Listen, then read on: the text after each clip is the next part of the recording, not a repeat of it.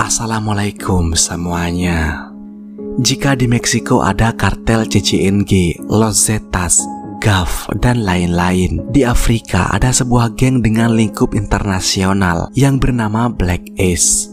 Black Ace adalah perkumpulan mahasiswa internasional. Perkumpulan itu terbentuk dari Neo Black Movement of Africa yang didirikan di Universitas Benin di Nigeria sebagai bagian dari gerakan Pan-Afrika pada tahun 1977.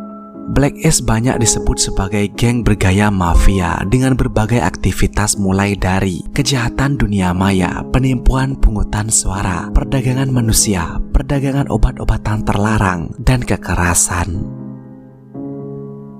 Pada tahun 1999, 40 anggotanya terlibat dalam pembantaian Universitas Obafemi Awolowo yang menewaskan 5 mahasiswa dan melukai 11 orang. Pada tahun 2024, Black Ace mengadopsi logo kapak hitam yang memiliki arti menghancurkan belenggu kolonialisme. Sekitar tahun 1994, Black Ace memadukan agama historis Nigeria dengan aktivisme anti-kolonial yang menyebabkan beberapa orang menyebutnya sebagai aliran sesat. Kelompok itu mengklaim melawan penindasan dengan mengatakan bahwa anggotanya hanya akan membunuh demi keadilan dan tidak akan membunuh orang yang tidak bersalah.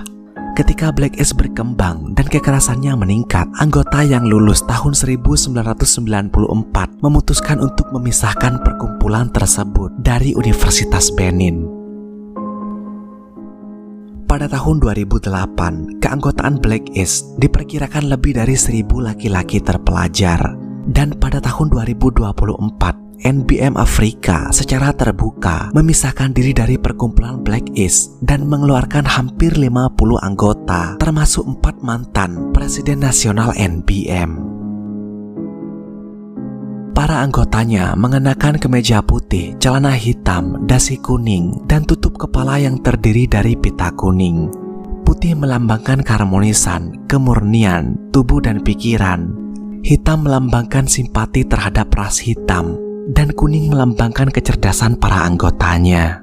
Sebelum perekrutan dan inisiasi, calon anggota harus menandatangani sumpah kerahasiaan yang menyatakan bahwa mereka tidak akan pernah mengungkapkan informasi apapun kepada non-anggota atau melanggar aturan kelompok. Kemudian upacara inisiasi yang terkadang disebut blending juga dilakukan dan semua anggota baru dikumpulkan. Pertemuan mereka dijuluki Jollification. Ada beberapa proses inisiasi yang harus dilalui para pria itu sebelum mereka diizinkan masuk. Dikatakan bahwa para Ace-men ditelanjangi dan dipaksa berbaring di lumpur sambil menanggung penyiksaan fisik yang berat.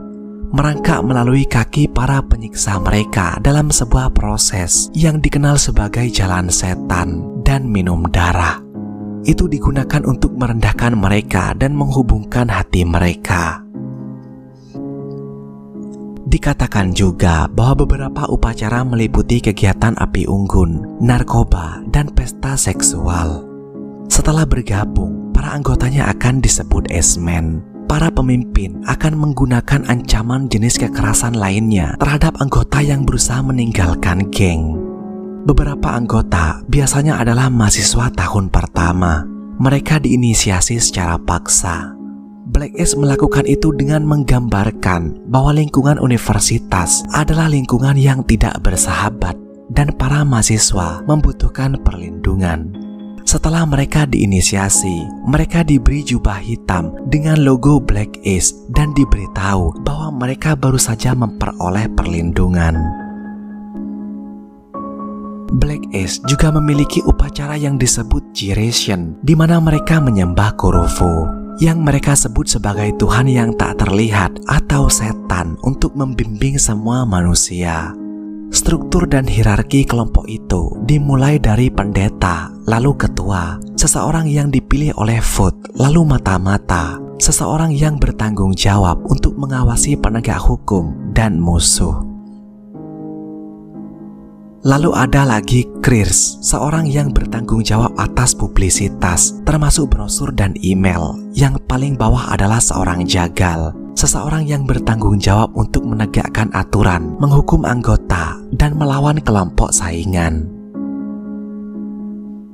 Pada tahun 2011 dan 2012, anggota kelompok tersebut dituduh menjalankan penipuan, aplikasi prostitusi, dan skema pembayaran di muka untuk menipu investor.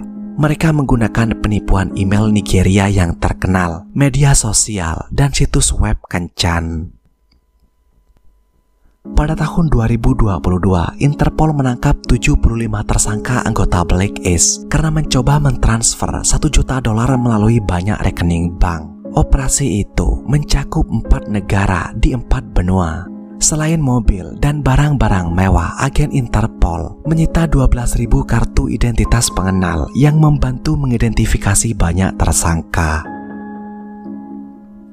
Pada bulan Mei 2009, kejadian perkelahian antara Black Ace dan The Norsemen Club of Nigeria mengakibatkan cedera dan kematian di kalangan mahasiswa di Universitas Abuja. Pada bulan Maret 2010, perkelahian lain terjadi melawan perkumpulan mahasiswa Maviti yang mengakibatkan kematian 9 orang. Setidaknya 53 orang terluka dan terbunuh antara bulan Maret 2009 dan Juni 2013 dalam perkelahian antara Black Ace dan rival mereka, yaitu kelompok dari mahasiswa A. Banyak kejahatan kekerasan dari Black Ace, termasuk pembunuhan dan pemerkosaan, tidak dilaporkan karena sedikitnya kepolisian di kota Benin. Pada tahun 2016, hampir 2 lusin anggota Black Ace ditangkap di Italia karena kejahatan mafia, perdagangan narkoba, eksploitasi prostitusi, dan pembarasan. Di Italia, pada bulan Januari 2022, 4 anggota Black Ace ditangkap setelah memaksa seorang wanita untuk menjadi pelacur setelah melakukan ritual. Dilaporkan bahwa wanita itu telah disekap, diperkosa, diperas, dan dipaksa menjadi pelacur untuk membayar hutang sekitar 15.000 euro. Black Ace juga sering memvideokan kekerasan yang ia lakukan terhadap kelompok saingan untuk memberikan ketakutan. Banyak video diunggah ke internet dan salah satunya berdurasi hanya 40 detik. Video tersebut adalah pertikaian dari Black Ace dan kelompok saingannya, yaitu A. Videonya direkam pada siang hari di daerah Afrika. Terlihat seorang pria tidak memakai baju sedang tidur, menghadap ke bawah, dan algojo Black Ace duduk di atas tubuhnya sambil memegang hammer. Terdapat beberapa orang yang menyaksikan di sekitar mereka. Algojo dari Black Ace lalu memukulkan hammer itu ke kepala korban. Pada pukulan pertama, korban masih sempat menghalau hammer itu dengan tangannya. Tapi pada pukulan keempat, korban itu sudah tidak bergerak lagi. Dan pada pukulan keenam, kepalanya pun hancur. Terlihat otaknya juga hancur. Dalam beberapa pukulan selanjutnya itu, benar-benar menghancurkan kepala korban. Suara pukulan dari hammer itu sangatlah memualkan. Video berpindah ke korban kedua yang sedang tidur menghadap ke atas. Dia juga tidak mengenakan baju. Terdapat pistol yang diletakkan di atas perutnya. Pria itu sudah tidak sadar lagi. Wajahnya penuh dengan memar. Kepalanya juga terlihat pecah sedikit.